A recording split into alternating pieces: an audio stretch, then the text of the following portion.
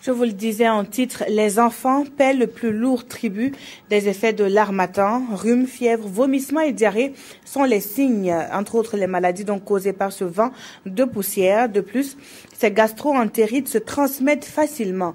Lamine Karantao, Idrissa Ouarga et Christine Koulibaly se sont intéressés à la question. Suivez plutôt. Elle chiait beaucoup. Et puis elle vomissait.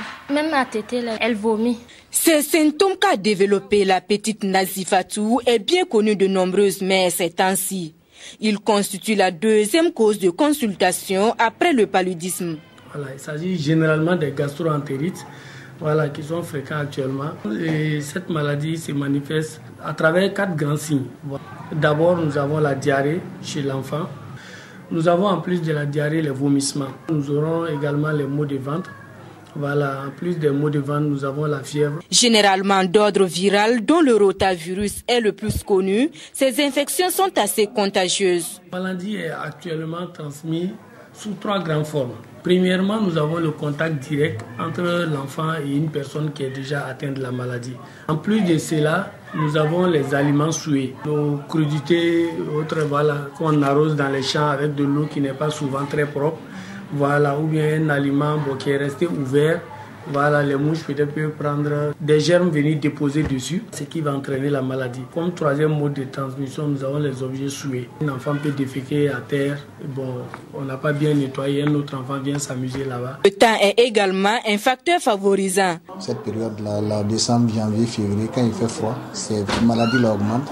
Et en plus de cela, nous avons l'hivernage. Vous avez la défécation dans la nature, les eaux insalubres qui sont dans la nature. Quand les eaux de pluie emportent ça et mettent ça dans les eaux de consommation de la population. À cela s'ajoute la promiscuité et le manque d'hygiène. On m'a dit d'être hygiénique et puis on m'a donné quelques conseils de la traiter bien. Ces infections évoluent généralement favorablement à condition que les symptômes soient pris en charge immédiatement.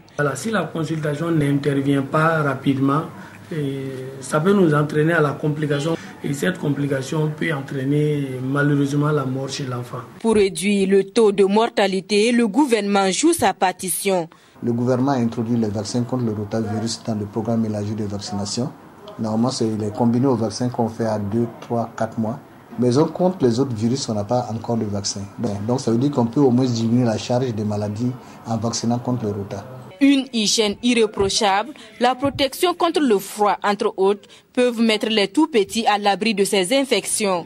Des infections qui touchent principalement les enfants, dont l'âge est compris entre 6 mois et 2 ans.